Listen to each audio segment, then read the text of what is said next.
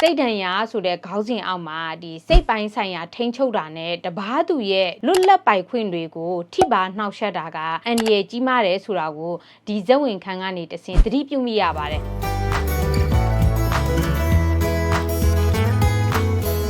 အားလုံးမင်္ဂလာပါဒီတစ်ပတ်ရဲ့ဖြောပြေးကဏ္ဍတွေကဂျန်နာစီစဉ်မှာတော့နေတိုးတက်မွန်မြေတို့လိုမျိုးနာမည်ကြီးတရုတ်ဆောင်တွေအများကြီးပါဝင်ထားတဲ့စေတန်ရဲ့ကချီတဲ့ဆိုတဲ့ဇက်ကားကိုဂျန်နာရှုထောက်ကနေပြီးတော့မှဆွေးနွေးသုံးသပ်ပေးသွားမှာဖြစ်ပါတယ်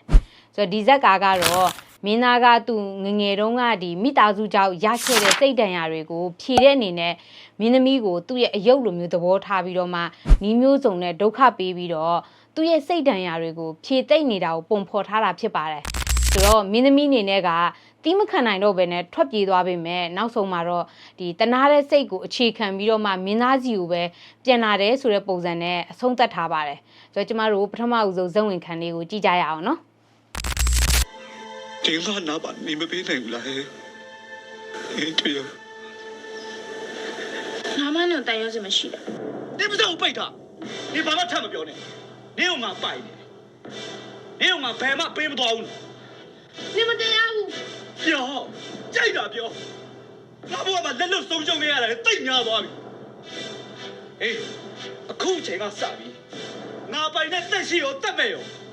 ငါလွယ်လွယ်နဲ့ဆုံးရှုံးမခံနိုင်တော့ဘူးဟာနေဟာငါအရှုံးငါအနားမှာပဲနေဟေးအဲ့လိုနေလို့မှမသိတော့ဘူးဆိုရင်သိတော့နဲ့နီးလိုက်ငါရွေးပေးမယ်ဘာလဲနေနဲ့ငါယူလိုက်အောင်ပဲရှိရပေါ့တော်စားရမယ်နေယူထားနေနဲ့ဒီဇက်ဝင်ခန်းမှာဆိုရင်အမေဖြစ်တဲ့သူကအိမ်ကနေထွက်သွားတဲ့အချိန်အရန်ခံစားနေရတဲ့မင်းသားက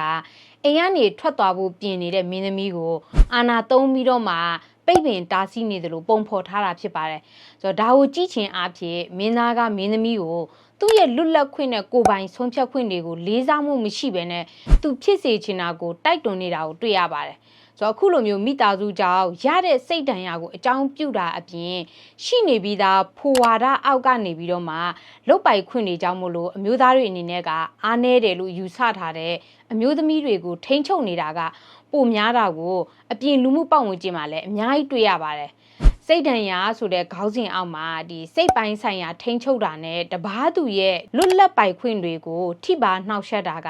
တကယ်တမ်းကအန္တရာယ်ကြီးမားတယ်ဆိုတာကိုဒီဇက်ဝင်ခန်းကနေတဆင့်သတိပြုမိရပါတယ်ဆိုတော့ကျမတို့နောက်ထပ်ဇက်ဝင်ခန်းလေးကိုဆက်ပြီးတော့မှကြည့်ကြရအောင်နော်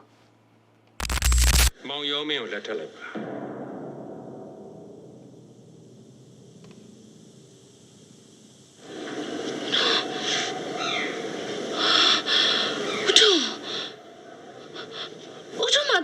ကျွေးရုပ်လို့သမီးတယောက်ယူရှိခဲ့သူ့လိုပွေချင်တိုင်းပူတဲ့လူတယောက်နဲ့အထွေးသမီးကိုပေးစားမှာလားတကယ်ချင်းရင်ပေးစားမှာပေါ့ယောက်ျားတယောက်မှာရီးစားတွေအများကြီးရှိနိုင်ပေမဲ့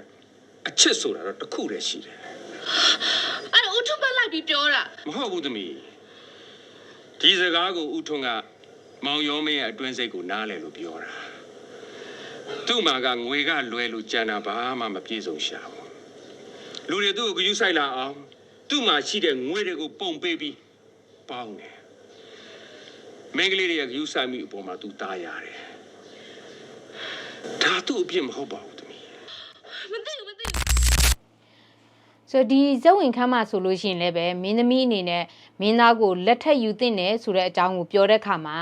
အမျိုးသားတစ်ယောက်အနေနဲ့ရီးစားတွေအများကြီးထားနိုင်ပေမဲ့တကယ်ချစ်တဲ့သူကတစ်ယောက်တည်းပါပဲဆိုတာကိုထည့်ပြီးတော့မှပြောပြီးတော့မှပုံဖော်သွားတာကိုတွေ့ရတယ်ဆိုတော့ဒါတွေကလည်းပဲပြင်ပလူမှုလောကမှာယောက်ျားပြည်သားရင်ရီးစားများတယ်ဆိုတော့ဒီဖိုဝါဒကိုအားပေးတဲ့အတွေးခေါ်တွေကိုပုံမှန်ဖြစ်ယူဖြစ်စဉ်တွေလိုမျိုးပုံဖော်ထားတာဖြစ်ပါတယ်ဆိုတော့ယောက်ျားကောင်းမောင်မတစ်ထောင်ဆိုတဲ့ဆိုရိုးစကားတွေကအခုလိုမျိုးအမျိုးသားတွေကိုလှုပ်ချင်ရလှုပ်ခွင့်ပေးထားတဲ့မဟာဖိုဝါဒအောက်ကဆင်းသက်လာတဲ့အတွေးခေါ်တွေဆိုလို့ရှိရင်လည်းမမှားပါဘူးဆိုတော့ကျမတို့နောက်ထပ်ဇက်ဝင်ခန်းလေးတစ်ခုကိုဆက်ပြီးတော့မှကြည့်ကြရအောင်နော်သမီးချစ်သူကသမီးကိုအနိုင်လဲကျင့်မယ်ဆိုးလေအရန်ဆိုးမယ်ပြီးတော့ရီးစားတွေလည်းအများကြီးထားတယ်ဆိုရင်ကိုသမီးတို့ဆက်ချင်နိုင်မှာမလားပြောပါသူက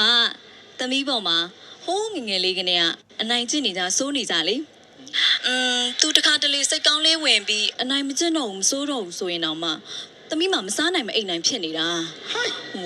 အဲ့လိုဖြစ်တဲ့အခါကျရင်သူသမီးပေါ်စိတ်ကုန်သွားပြီလားအရင်ကလိုမချစ်တော့ဘူးလားဆိုပြီးတော့သမီးမှစိုက်ကိုဝင်နေတာ ဩဒါဆိုစိုးတာလေးကိုပဲချစ်နေတာပေါ့ ဟုတ်ကဲ့ ကဲရီးစားတွေအများကြီးထားတာကြတော့ရော အဲ့ဒါကတော့သူ့သဘောပေါ့လေ ဆိုတော့ဒီဇုံဝင်ခန်းမှာဆိုလို့ရှိရင်လည်းပဲအစီအစဉ်တစ်ခုမှာဇုံတွဲတွဲရဲ့ဒီအမျိုးသမီးကိုယောက်ျားတစ်ယောက်ကရီးစားများတယ်ဆိုးတယ်ဆိုရင်တီးခန့်နိုင်လားလို့မေးတဲ့အခါမှာတီးခန့်နိုင်တယ်ဆိုးတာလေးကိုပဲချစ်နေရတာသူမရှိရင်မနေတိုင်းတာဆိုပြီးတော့မှပြန်ပြီးတော့မှဖြေတာကိုတွေ့ရတယ်ပေါ့နော်ဆိုတော့ဒီဇုံဝင်ခန်းကိုကြည့်လို့ရှိရင်ယောက်ျားတွေအနေနဲ့ဒီမိန်းကလေးတွေကိုအနိုင်ကျင့်တာရီးစားများများထားတာကိုတာမန်အပြုတ်မှုတစ်ခုလိုမျိုးရှော့ချပြီးတော့မှပုံဖော်ထားတာကိုတွေ့ရပါတယ်ဆိုတော့မိန်းကလေးတွေအနေနဲ့ကိုယ့်ရဲ့လက်တွေပေါ်အိမ်အောင်ဘက်တွေကအနိုင်ကျင့်တာပွေရှုပ်တာတွေရှိခဲ့တယ်ဆိုလို့ရှိရင်တော့မှတီးခံဖို့ကိုတွယ်ဝိုက်သောနီလန်းနဲ့လက်ဆင့်ကမ်းနေတဲ့ပြောဆိုမှုတွေဖြစ်တယ်ဆိုတာကိုသတိပြုမိစရာဖြစ်ပါတယ်ဆိုတော့အပြင်လူမှုပတ်ဝန်းကျင်မှာလည်းပဲဒီယောက်ျားလေးတွေပဲပွေမှာပေါ့ဆိုးမှာပေါ့ဆိုပြီးတော့မှအမျိုးသားတွေကိုကာကွယ်ပေးတဲ့ဖိုဝါဒစနစ်ကိုဒီလိုဇက်ကားတွေကနေတဆင့်လက်ဆင့်ကမ်းနေတာကိုသတိပြုမိရပါမယ်အမှုပညာနဲ့မီဒီယာတွေဆိုတာကဒီလူတွေရဲ့နေ့တူကအတွေးခေါ်တွေအပြုမှုတွေပေါ်မှာအများကြီးလွှမ်းမိုးတက်ရောက်မှုရှိတယ်ဒါကြောင့်မို့လို့အမှုပညာဖန်တီးမှုတွေကလူမှုပတ်ဝန်းကျင်ကိုအကျိုးပြုဖို့ကောင်းမွန်တဲ့တက်ရောက်မှုတွေရှိလာစေဖို့ကိုရည်ရွယ်ပြီးတော့မှဖန်တီးတာမျိုးတွေပဲဖြစ်တင်ပါတယ်ကျမတို့ကလူဖွဲ့စည်းအသစ်တစ်ခုကိုအတွေးသစ်အမြင်သစ်တွေနဲ့အခြေခံပြီးတော့မှဖွဲ့စည်းတည်ဆောက်ရမယ်အခုလိုကာလမျိုးမှာဒီလိုမျိုးဂျန်နာမညီမျှမှုတွေဂျန်နာအခြေပြုခွဲခြားဆက်ဆံမှုတွေအကြမ်းဖက်မှုတွေလိမ်မိုင်းဆိုင်ရာထိပါနှောက်ယှက်မှုတွေဖြစ်စေတဲ့ဖြော်ပြရေးအစီအစဉ်တွေကိုသတိမူမိအောင်လို့ဒီကနေ့ဖြော်ပြရေးကဏ္ဍတွေကဂျန်နာစီစဉ်ကနေပြီးတော့မှအခုလိုမျိုးတင်ဆက်ပေးလိုက်ရတာဖြစ်ပါတယ်ဆိုတော့လာမယ့်ပတ်မှာလည်းပဲဘယ်လိုမျိုးဆွေးနွေးသုံးသပ်ပေးသွားမလဲဆိုတာကိုစောင့်မျှော်ပေးကြပါဦးရှင်